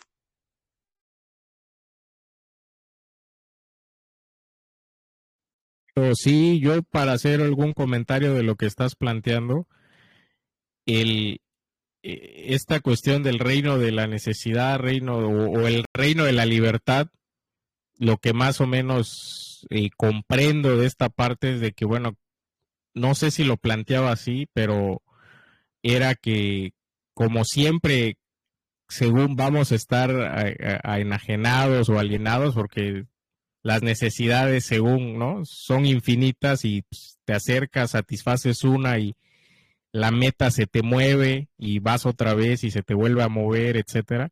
Pues entonces, según, siempre vamos a vivir en esa constante necesidad, ¿no? Así lo entiendo y Marx no lo veía, Marx veía esa superación de la necesidad en cuanto al luego le llamó, ¿no? El reino de la libertad. Lo que también yo plantearía es, bueno, no sé si estoy tan de acuerdo en esa parte en el que primero eran relaciones directamente claras, nítidas con la naturaleza y luego sucedió algo y resulta que ya no estábamos, primero éramos libres, porque ese es un planteamiento de muchos autores que lo ven así, que primero éramos libres y sucedió algo, la propiedad No, privada o no sé, y luego resulta que ya estamos enajenados. O, o el trabajo nace enajenado, siempre hemos estado enajenados. yo puedo Son dos intervenir ahí. posiciones según yo. Adelante, Víctor, perdón. Adelante, adelante. ¿Cuál es el asunto ahí? que también hay que reconocer, y es muy fuerte el carácter de la producción social, si bien en principio había una relación directa con respecto como a la transformación de la naturaleza, porque se producía para el consumo de la comunidad, es el nivel en el que nos manteníamos esas comunidades primitivas, que es lo que se denominó después comunismo primitivo, porque los bienes son socializados, la producción no es para individual, no se intercambia, se consume en la comunidad y se distribuye más o menos, o se distribuye de acuerdo pues como a la jerarquía que hay en la comunidad, o las mismas reglas que establece la comunidad como entidad, eh, con ciertas reglas o ciertas normas de convivencia, pues estamos hablando de un nivel todavía muy primitivo, es decir, que no pensaba pensar más allá de sobrevivir a otro día, tener las fuerzas para seguir viviendo en ese nivel de supervivencia límite. Pero cuando Marx está planteando como que aparece otras posibilidades, ya estamos planteando un escenario donde no solamente es posible pasar de la simple subsistencia, sino crear otro margen de acción posible donde ya no aparece la necesidad o la supervivencia como un criterio único de acción, sino que aparecen otros criterios como la creatividad, no sé, la solidaridad, otra serie de elementos que pueden ser beneficiosos en términos de cómo fluye la sociedad. Entonces, para un ejemplo, no es lo mismo una comunidad que está pendiente de conseguir lo mínimo para mantenerse con vida y mantener saludables a sus miembros, que una sociedad que ya ha podido resolver la cuestión de las necesidades básicas y ahora piensa es cómo crear espacios para el ocio, la creatividad, la formación. Son dos cosas muy distintas. Ambos tienen una característica común y es que en ambos casos hay posesión o propiedad colectiva de los medios de producción, pero obedece otras características y es volver el régimen de la necesidad, o más bien el coso de la libertad aparece ahí donde las necesidades básicas ya han sido suplidas y donde el criterio de acción, es decir, la razón por la cual actuamos como individuos o colectivos ya no es sobrevivir, sino el beneficio mutuo, la creación literaria, el desarrollo de habilidades, el fortalecimiento de las relaciones interpersonales. Eso es muy distinto, completamente distinto. Entonces ahí es donde dice, en un principio hay una relación directa, pero estamos subyugados a la necesidad entendida como subsistencia en el sentido más craso del término. Cuando aparece esta posibilidad, lo que encontramos es que la posibilidad de pensar un escenario donde la sociedad ha podido establecer y donde el individuo puede desarrollarse libremente como persona, como si quiere, ponémoslo en términos, si quiere más racionales, como ciudadano, y al mismo tiempo en ese desarrollo contribuye a la formación o al desarrollo de la sociedad social. ¿Cómo? Desde el punto de vista de su trabajo intelectual, a través de la creación artística, a través de la enseñanza, a través de, yo qué sé, póngale el adjetivo que quiera, pero ya hay una motivación más allá de la subsistencia o el mero enriquecimiento. ¿Se entiende la diferencia? Víctor, sí, correcto. Marx plantea una conciencia científica que domine a las fuerzas de la naturaleza, obviamente con una planificación, como lo menciona más abajo, una planificación consciente, pero tiene que ser esa conciencia científica, obviamente entendiendo que es dominar lo que todavía hasta el día de hoy no se puede dominar. Y bueno, no es que no se pueda, a lo mejor no se quiere dominar, etcétera, porque la traba es el mismo modo de producción que no permite que avance más allá. Entonces se va a convertir en una traba el modo de producción capitalista, ya se está convirtiendo y por eso surge la necesidad de superarlo.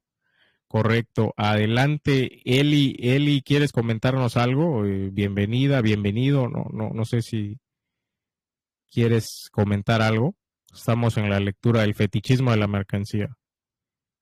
Si no hay más comentarios, damos otra ronda. Leo un poco y damos otra ronda. Solamente para cerrar, antes de que intervenga Eli, para darle espacio. Importante que esta idea de dominio de las fuerzas de la naturaleza no significa un dominio que vaya en contravía de la propia existencia de la naturaleza. O sea, porque Marx también es consciente de que si atentamos contra la propia naturaleza, básicamente nos metemos un tiro en el pie, o básicamente nos hacemos la misma sentencia, o como dirían, por ejemplo, no haríamos un harakiri, porque somos naturaleza en un sentido específico. Entonces, que quede claro pues que no es un dominio como lo tiene el modo de producción de capitalistas, que es dominio independiente de las características o la exigencia que exige la naturaleza como condiciones y como medio para la subsistencia humana. Es decir, la planificación también tiene que ir en el reconocimiento de que la naturaleza es un ser independiente y que condiciona nuestra supervivencia. No podemos ir en contra de esa cuestión. Pero obviamente el capitalismo eso es de entrada contraintuitivo, porque si el principio, lo voy a decir más adelante, es máxima ganancia con menor gasto, pues eso en un planeta como el nuestro puede que a largo plazo genere al menos dificultades. Pero eso es una discusión más adelante. Pero en principio, vea que hay un pensamiento, una hipótesis de trabajo que reconoce que hay frenos en cuanto a las relaciones de producción y el modo de producción, como las fuerzas productivas más las relaciones de producción, que pueden verse una traba para eliminar la fetichización, pero también para la supervivencia de la especie, en este caso de la humanidad como conjunto. Correcto. Adelante, Eli, ¿quieres comentar algo Bueno, si no, vamos a seguir leyendo y ahorita comentamos. Dice, la figura del proceso social de vida, esto es, del proceso material de producción, solo perderá su místico velo neblinoso cuando, como producto de hombres libremente asociados, estos la hayan sometido a su control planificado y consciente, lo que estábamos hablando ahora. Para ello, sin embargo, se requiere una base material de la sociedad o una serie de condiciones materiales de existencia, que son a su vez ellas mismas el producto natural de una prolongada y penosa historia evolutiva. Ahora bien, es indudable que la economía política ha analizado, aunque de manera incompleta, el valor y la magnitud de valor y descubierto el contenido oculto en esas formas. Vamos a ver la nota que nos dice si es que hay algo importante. Dice Ahora las hay insuficiencias. notas larguísimas, así que Es una nota larga. No sé si la leemos o la leen ustedes. Si creen que es pertinente, a ver, déjame ver. Si es una nota larga, pero la podemos, a ver, leer. Dice, las insuficiencias en el análisis que de la magnitud del valor efectúa Ricardo, y el suyo es el mejor, las hemos de ver en los libros tercero y cuarto de esta obra. En lo que se refiere al valor en general, la economía política clásica en ningún lugar distingue explícitamente y con clara conciencia entre el trabajo tal como se representa en el valor y ese mismo trabajo tal como se representa en el valor de uso de su producto. En realidad, utiliza esa distinción de manera natural, ya que en un momento dado considera el trabajo desde el punto de vista cuantitativo, en otro cualitativamente. Pero no tiene idea de que la simple diferencia cuantitativa de los trabajos presupone su unidad o igualdad cualitativa y por tanto su reducción a trabajo abstractamente humano. Ricardo, por ejemplo, se declara de acuerdo con The Stud de Tracy cuando éste afirma: puesto que es innegable que nuestras únicas riquezas originarias son nuestras facultades físicas y morales, que el empleo de dichas facultades, el trabajo de alguna índole, es nuestro tesoro primigenio y que es siempre a partir de su empleo como se crean todas esas cosas que denominamos riquezas, es indudable, asimismo, que todas esas cosas solo representan el trabajo que las ha creado. Y si tienen un valor y hasta dos valores diferentes, solo pueden deberlos al valor del trabajo del que emanan. Esto lo dice en su libro de Ricardo, Principios de Economía Política. Limitémonos a observar que Ricardo atribuye erróneamente a De Stud su propia concepción más profunda. Sin duda, de Stud dice, por una parte, en efecto, que todas las cosas que forman la riqueza representan el trabajo que las ha creado, pero por otra parte asegura que han obtenido del valor del trabajo sus dos valores diferentes, valor de uso y valor de cambio. Incurre de este modo en la superficialidad de la economía vulgar, que presupone el valor de una mercancía, en este caso del trabajo, para determinar por medio de él posteriormente el valor de las demás. Ricardo lo lee como si hubiera dicho que el trabajo, no el valor del trabajo, está representado tanto en el valor de uso como en el de cambio, pero él mismo distingue tan pobremente el carácter bifacético del trabajo, representado de manera dual, que en todo el capítulo Valor y Riqueza se ve reducido a dar vueltas fatigosamente en torno a las trivialidades de un Jean-Baptiste Say. De ahí que al final se muestre totalmente perplejo ante la coincidencia de Stud, por un lado, con la propia concepción ricardiana acerca del trabajo como fuente del valor, y por el otro con Say respecto al concepto de valor.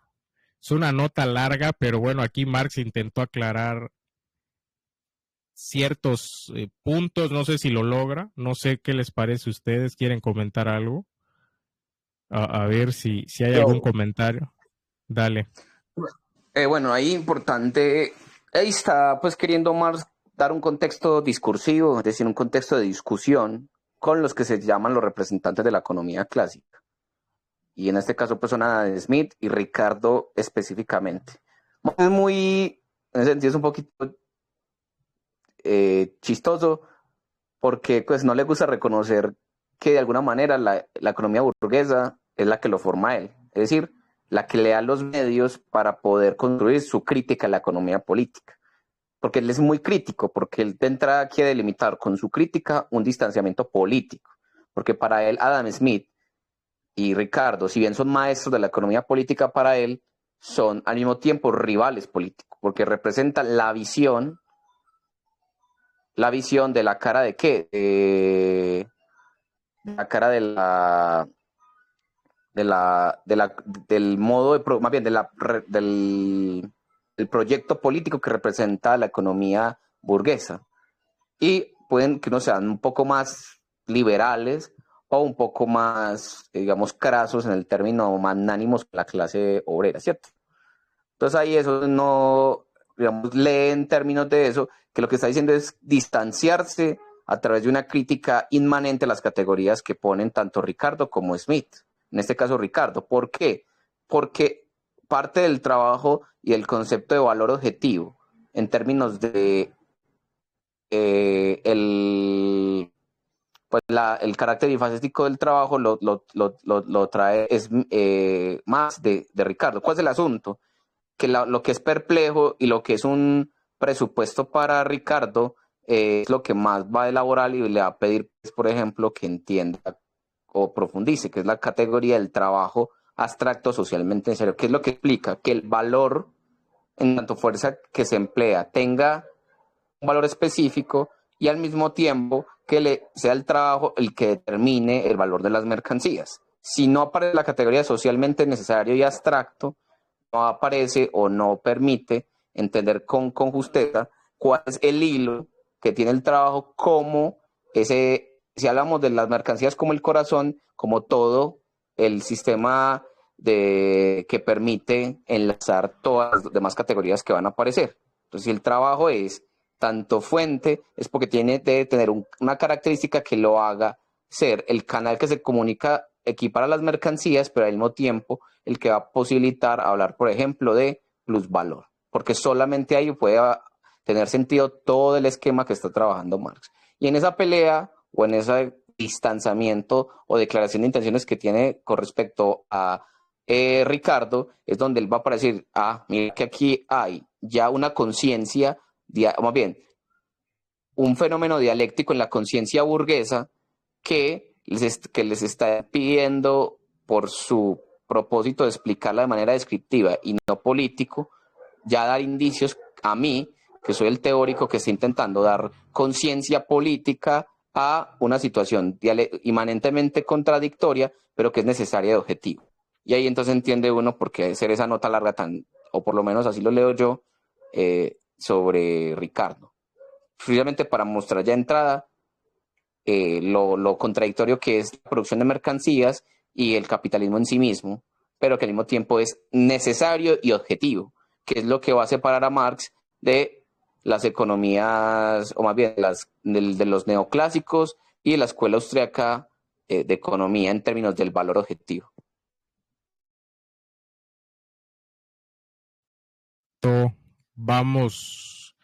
Continuamos con la lectura, a ver si no hay participaciones. Dice, ahora bien, es indudable que la economía política ha analizado, aunque de manera incompleta, el valor y la magnitud de valor, y descubierto el contenido oculto en esas formas. Solo que nunca llegó siquiera a plantear la pregunta de por qué ese contenido adopta dicha forma. Lo que estaban mencionando, lo que se mencionó hace un momento fue eso. ¿Por qué? Lo que decía Steven, ¿por qué ese contenido adopta dicha forma? De por qué, pues, el trabajo se representa en el valor. ¿De a qué se debe que la medida del trabajo, conforme a su duración, se representa en la magnitud de valor alcanzada por el producto del trabajo? Aquí nos está planteando tres inversiones, si lo podemos ver de esa forma, tres inversiones que se dan en el modo de producción capitalista. Los economistas clásicos no se plantean por qué el trabajo se representa en el valor, de a qué se debe que la medida del trabajo, conforme a su duración, se representa en la magnitud del valor. Esa es la segunda. Y se me está pasando otra, creo. A ver, la tenía yo anotada y para esto, pero no. Para mí eran tres inversiones. Y lo del trabajo privado y el trabajo social como trabajo privado, ¿no? Esas son las tres inversiones que Marx vislumbra dentro del texto, o al menos dentro de este apartado. Vamos a ver si esta nota, creo que esta nota igual es larga, si no me equivoco. Sí es larga. A ver.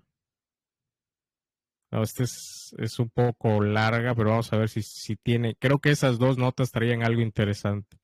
Dice, una de las fallas fundamentales de la economía política clásica es que nunca logró desentrañar, partiendo del análisis de la mercancía y más específicamente del valor de la misma, la forma del valor, la forma misma que hace de él un valor de cambio. Precisamente en el caso de sus mejores expositores como Adam Smith y Ricardo, trata la forma del valor como cosa completamente indiferente o incluso exterior a la naturaleza de la mercancía. Ello no solo se debe a que el análisis centrado en la magnitud del valor absorba por entero su atención, obedece a una razón más profunda. La forma de valor asumida por el producto del trabajo es la forma más abstracta, pero también la más general del modo de producción burgués, que de tal manera queda caracterizado como tipo particular de producción social y con esto a la vez como algo histórico. Si nos confundimos y la tomamos por la forma natural eterna de la producción social, pasaremos también por alto necesariamente lo que hay de específico en la forma de valor y por tanto en la forma de la mercancía, desarrollada luego en la forma de dinero, luego la de capital, etc. Por eso, en economistas que coinciden por entero en cuanto a medir la magnitud del valor por el tiempo de trabajo, se encuentran las ideas más abigarradas y contradictorias acerca del dinero, esto es, de la figura consumada que reviste el equivalente general. Esto, por ejemplo, se pone de relieve de manera contundente en los análisis sobre la banca, donde ya no se puede salir del paso con definiciones del dinero compuestas de lugares comunes. A ello se debe que como antítesis surgiera un mercantilismo restaurado, canil, etc., que no ve en el valor más que la forma social, o más bien, su mera apariencia, güera de sustancia. Para dejarlo en claro de una vez por todas, digamos que entiendo por economía política clásica toda la economía que desde William Pitty ha investigado la conexión interna de las relaciones de producción burguesas, por oposición a la economía vulgar que no hace más que deambular estérilmente en torno de la conexión aparente, preocupándose solo de ofrecer una explicación obvia de los fenómenos que podríamos llamar más vastos y rumiando una y otra vez para el uso doméstico de la burguesía, el material suministrado hace ya tiempo por la economía científica. Pero por lo demás, en esa tarea, la economía vulgar se limita a sistematizar de manera pedante las ideas más triviales y fatuas que se forman los miembros de la burguesía acerca de su propio mundo, el mejor de los posibles, y a proclamarlas como verdades eternas. Aquí de nuevo vemos cómo Marx nos plantea o nos indica qué es lo que él ve, o aquí al menos hace una distinción entre, al inicio en el prólogo ya hablaba de los economistas clásicos, pero aquí dice, bueno, distingo entre economía clásica y economía vulgar, y la economía vulgar son esos, pues yo creo que la economía vulgar es lo que tenemos ahora, porque lo que hacen Disculpa, es... compañero, me tengo que salir. Quedo pendiente al diferido para hacer comentarios en la próxima sesión. Buenas tardes a todos y feliz domingo. Buenas tardes, Steven. Gracias por estar aquí y participar. Bueno, ahorita salió Steven, pero estábamos comentando que lo que la economía vulgar parece la economía actual, que es la que se dedica nada más a hacer modelos ahí matemáticos o tratar de utilizar las matemáticas y tratar de, que no es que no se deban utilizar, pero se basa solamente en eso y se abstrae de la cuestión de la sociedad, del que la economía es política también, de la economía política. Entonces Marx ya hace esa diferencia, que es lo que podemos nosotros observar como una diferencia radical, y también que los economistas clásicos Adam Smith y David Ricardo veían como natural o trataban de naturalizar el modo de producción, y por eso no lo estudiaron a fondo. No es que no hayan estudiado a fondo el modo de producción, no estudiaron la cuestión de la forma valor, no la quisieron desentrañar porque iba a salir lo que había detrás, ¿no? O lo que estaba en potencia o oculto, como le quieran llamar, que era lo que dijo Víctor, ¿no? Hace rato, el plusvalor, etcétera, la cuestión de la explotación, todo lo que incluye dentro de los elementos que hemos estado revisando. Adelante, déjeme ver dónde vamos.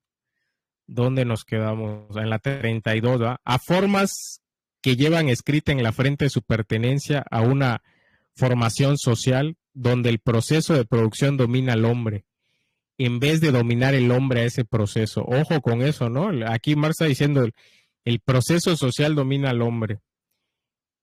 La conciencia burguesa de esa economía las tiene por una necesidad natural tan manifiestamente evidente como el trabajo productivo mismo.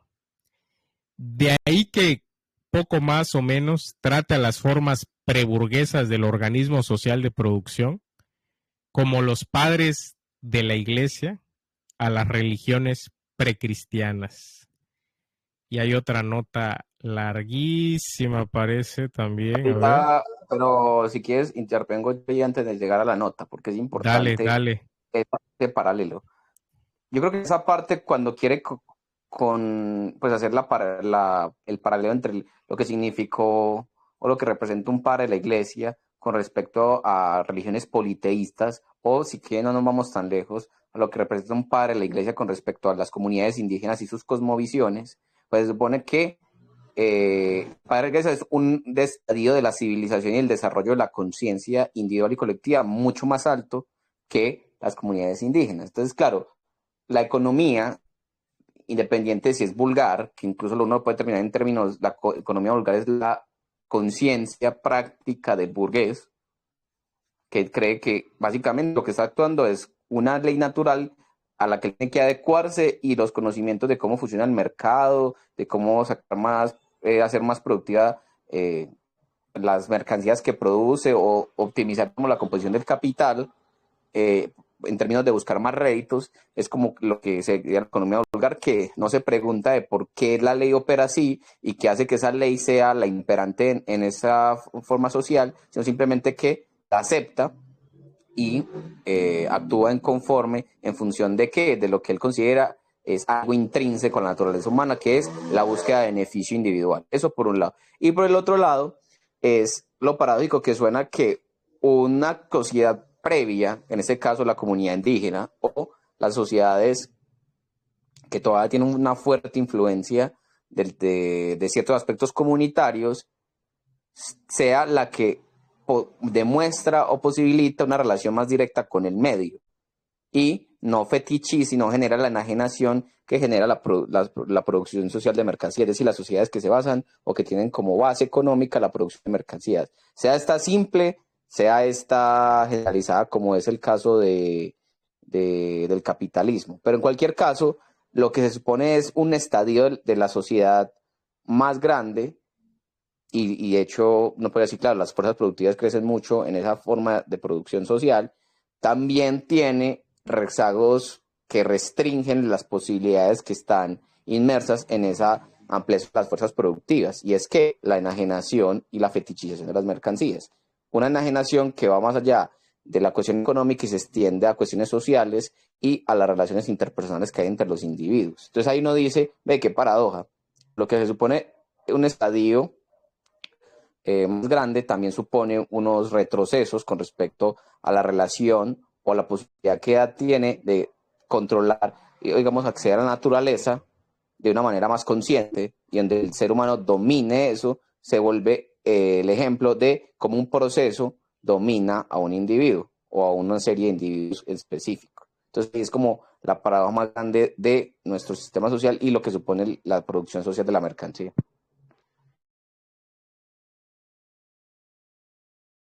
Correcto, correcto. Vamos a ver la nota. Ya estamos terminando, así que vamos a meterle lo último. Así, los economistas tienen una singular manera de proceder. No hay para ellos más que dos tipos de instituciones: las artificiales y las naturales.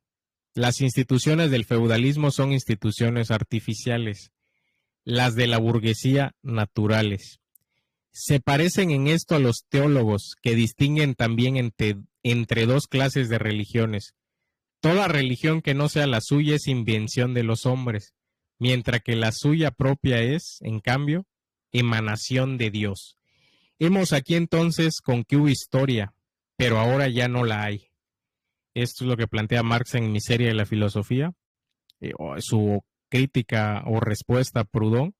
Realmente cómico es el señor Bastiat, quien se imagina que los griegos y romanos antiguos no vivían más que del robo. Pero si durante muchos siglos solo se vive del robo, es necesario que constantemente exista algo que robar, o que el objeto del robo se reproduzca de manera continua. Parece por consiguiente que también los griegos y romanos tendrían un proceso de producción, y por tanto una economía que constituiría la base material de su mundo, exactamente de la misma manera en que la economía burguesa es el fundamento del mundo actual.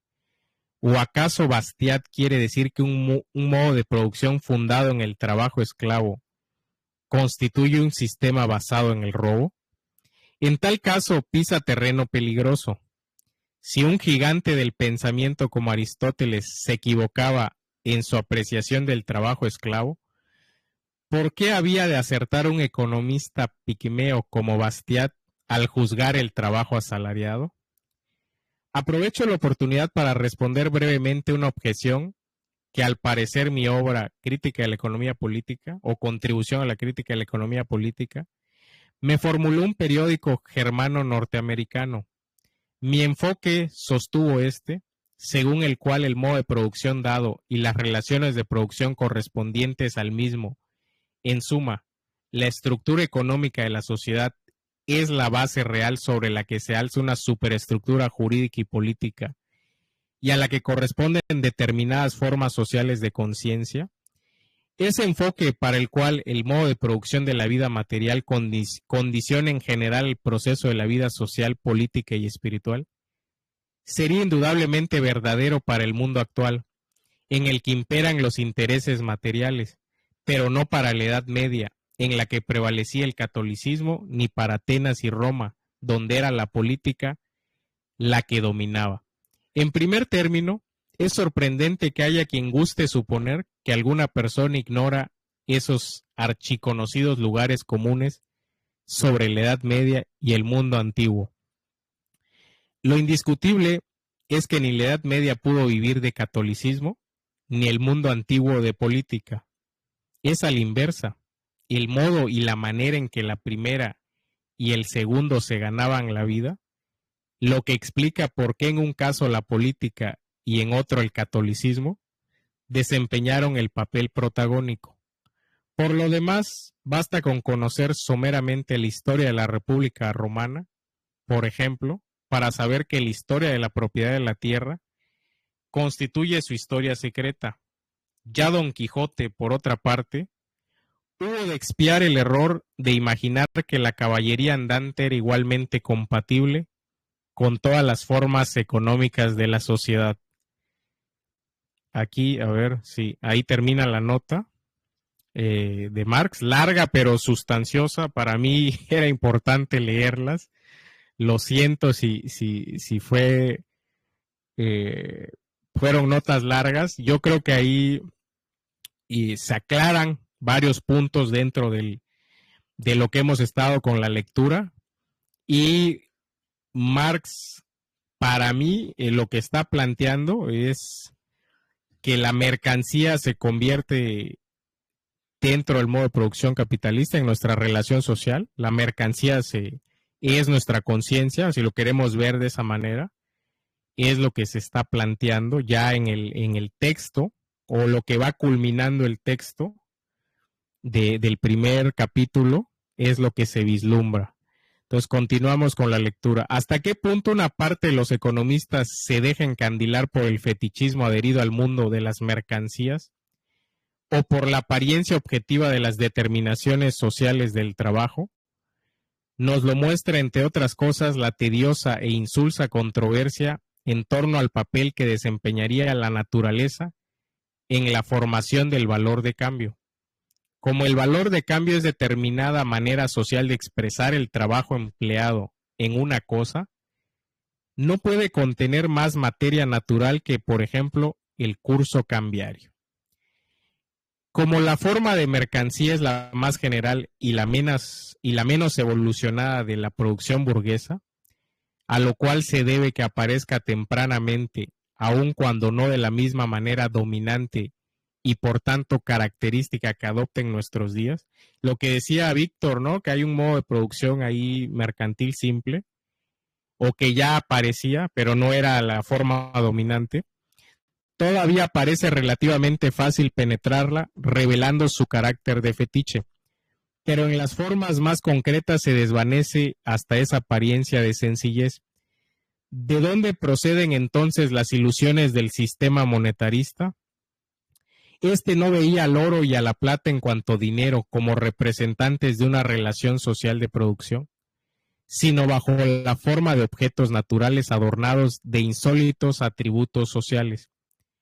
Y cuando trata del capital, no se vuelve palpable el fetichismo de la economía moderna, de esa misma economía que dándose importancia mira con engreimiento y desdén al mercantilismo. ¿Hace acaso mucho tiempo que se disipó la ilusión fisiocrática de que la renta del suelo surgía de la tierra, no de la sociedad? Sin embargo, para no anticiparnos, baste aquí con un ejemplo referente a la propia forma de mercancía. Si las mercancías pudieran hablar, lo harían de esta manera. Puede ser que a los hombres les interese nuestro valor de uso, no nos incumbe en cuanto cosas. Lo que nos concierne en cuanto cosas es nuestro valor. Aquí Marx está planteando lo que decíamos la sesión pasada, lo que se mencionó en la sesión pasada de cómo lo que importa ahora es que sean valores de uso, pero portadores de valor. Es lo que habíamos planteado la clase pasada, la sesión pasada, perdón. Y también está planteando en cuanto a la lectura de que dice, bueno, así como ustedes critican a los fisiócratas, así como critican ustedes al mercantilismo que veía el oro, ¿no? El acumular oro y plata como la riqueza, o a los fisiócratas que creían que era la tierra la que la riqueza.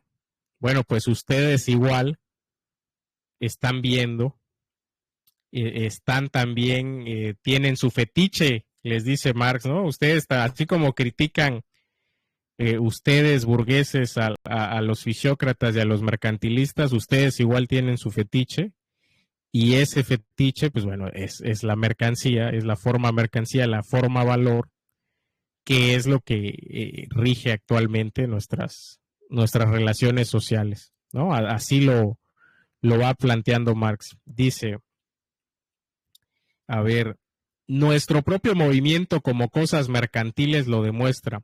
Únicamente nos vinculamos entre nosotras entre cuanto valores de cambio. Oigamos ahora cómo el economista habla desde el alma de la mercancía. El valor de cambio, es un atributo de las cosas. Las riquezas, valor de uso, un atributo del hombre. El valor en este sentido implica necesariamente el intercambio. La riqueza no. La riqueza, valor de uso, es un atributo del hombre. El valor, un atributo de las mercancías. Un hombre o una comunidad son ricos. Una perla o un diamante son valiosos. Una perla o un diamante son valiosos en cuanto tales perla o diamante. Hasta el presente todavía no hay químico que haya descubierto en la perla o en el diamante el valor de cambio. Los descubridores económicos de esa sustancia química, alardeando ante todo de su profundidad crítica, llegan a la conclusión de que el valor de uso de las cosas no depende de sus propiedades como cosas, mientras que por el contrario su valor les es inherente en cuanto cosas. Lo que los reafirma en esta concepción es la curiosa circunstancia de que el valor de uso de las cosas se realiza para el hombre sin intercambio, o sea, en la relación directa entre la cosa y el hombre, mientras que su valor, por el contrario, solo en el intercambio, o sea, en el proceso social. Como para no acordarse aquí del buen Doc Berry, cuando ilustra al sereno Seacol, ser hombre bien parecido es un don de las circunstancias, pero saber leer y escribir lo es de la naturaleza. A ver, vamos a ver esa nota, 36. Dice el autor de Observation y Samuel Bailey, inculpan a Ricardo el haber hecho del valor de cambio, que es algo meramente relativo, algo absoluto. Por el contrario, Ricardo ha reducido la relatividad aparente de que esas cosas, por ejemplo el diamante, las perlas, poseen en cuanto a valores de cambio, a la verdadera relación oculta tras la apariencia, a su relatividad como meras expresiones de trabajo humano. Si las réplicas de los ricardianos a Bailey son groseras, pero no convincentes, ello se debe solo a que el propio Ricardo no les brinda explicación alguna acerca de la conexión interna entre el valor y la forma del valor o el valor de cambio. Y, a ver, regresamos. Esa fue la nota 36. Me salté las notas para terminar el capítulo. Ya lo terminamos. A ver si hay otra. Esta, aquí no hay nada. La 35 no hay nada. Creo que en la 34 hay algo. A ver. Lo mismo. En la nota, aquí creo que había la de los monetaristas. Sistema monetarista. Dice no es más que una variante. Veían en el oro y la plata, esto es, en el dinero, la única riqueza. Los portavoces de este sistema declararon con acierto que la misión de la sociedad burguesa era hacer dinero, si bien confundían el dinero con el capital. Claro, los mercantilistas igual criticaron a la economía burguesa y bueno, le llamaron ahí, decían, confundían todavía, ¿no? Dinero con capital. No, a nosotros no nos debe pasar eso. Luego lo vamos a desentrañar. Bueno, aquí concluye el capítulo y concluimos nosotros el capítulo primero del Capital de Marx. Ya pasamos los prólogos y el capítulo primero. Entonces abro ronda si quieren participar. Llegó la compañera y Yuri me parece. Entonces si quieres comentarnos algo, estamos ya concluyendo, pero va a quedar grabado y lo vamos a subir a YouTube. Estamos, dudas, reflexiones, comentarios, está abierto el micro. Adelante, quien guste. Yo hago un último comentario y ya los dejo, compañeros. Agradeciendo obviamente a Antonio por liderar el espacio, por mantenerlo activo y bueno, esperando pues siempre aportar claridad o aproximaciones que puedan contribuir a crear una visión conjunta de la lectura. Bueno, dicho esto, pues ahí lo que demuestra, creo que lo que veníamos insistiendo yo mucho es cómo distintas modalidades de lo que se considera como la visión burguesa de la economía, distintas aproximaciones, fisiócratas, monetaristas, clásicos, lo que sea, siempre parten del error de partir de algo que no explican, como se conoce eso, como es la petición de principio. Lo que está tratando de explicar lo da por supuesto, y eso es una forma errónea de... pero también da la conciencia burguesa, y es que no se atreven a cuestionar el porqué de una serie de fenómenos y leyes que regulan la interacción social, el porqué y la profundidad, y dónde está la razón de ser que sustenta esa forma de relacionamiento mediada por esas leyes de la economía. Entonces ahí más es la crítica, es independiente de las modalidades que puede tomar esa conciencia o esa forma de conciencia social, lo que nos debe preocupar sí o sí es mostrar que el canal o el cordón umbilical que conecta las mercancías con la distribución social o con la forma en que las modalidades de la conciencia burguesa intentan dar cuenta es el concepto de trabajo, que algunas lo trabajan hasta cierto punto y dan insumos para el trabajo de la crítica a la economía política, pero en otro caso también oscurece también el trabajo o el relacionamiento con ello. Y en ese sentido la crítica tiene que ser para poder dar respuesta a lo que no responden, no en principio porque no pueden o en principio porque no quieren, independiente de cuál sea su posición, desentrañar eso para darle sentido, mostrar la objetividad de una serie de relaciones que no son ilusiones, que no son meramente construcciones teóricas, sino realidades que se hacen necesarias mientras persistan las condiciones económicas que lo hacen posible. Y en ese sentido, la parte está en descifrar el trabajo como el cordón umbilical, su carácter dual y la necesidad de igualar ese tipo de cosas en términos de qué, de términos del valor como producto del trabajo socialmente necesario y como ese tipo de relacionamiento generalizado es el que produce qué, la fetichización y la alienación.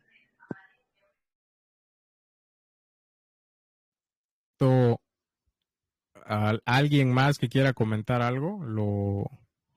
A ver, Juan o alguno de los compañeros que está escuchando, compañeros. O algunas preguntas que tengan los compañeros que se acaban de Sí, agregar, ¿no? sí, es bueno que pregunten o que comenten, que participen también. Ustedes nos dicen. O como un último comentario, ¿no? Digo, ya creo que para reafirmar, ¿no? Todo lo que hemos visto, ¿no? La, la última de las citas que dijiste, que se leyó, ¿no?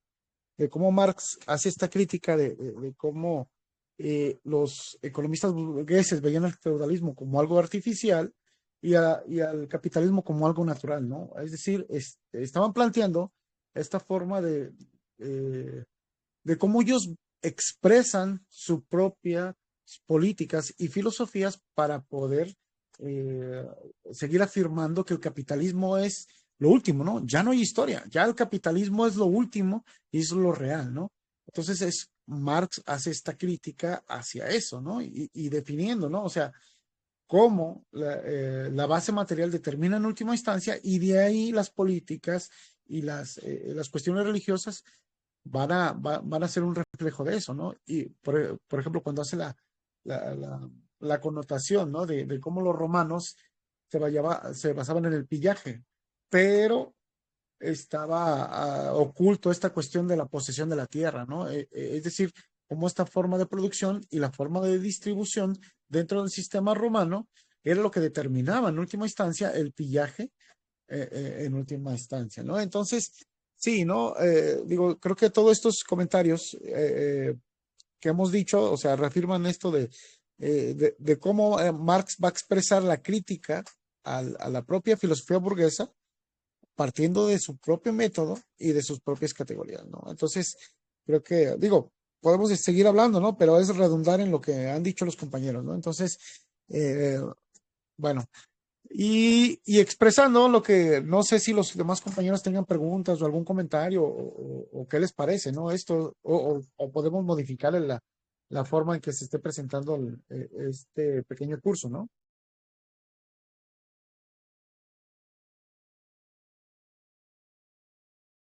Sí, ahí le pueden dar en la parte de abajo donde está el micrófono de su teléfono o si están en computadora y cuando estén verdes que ya están hablando.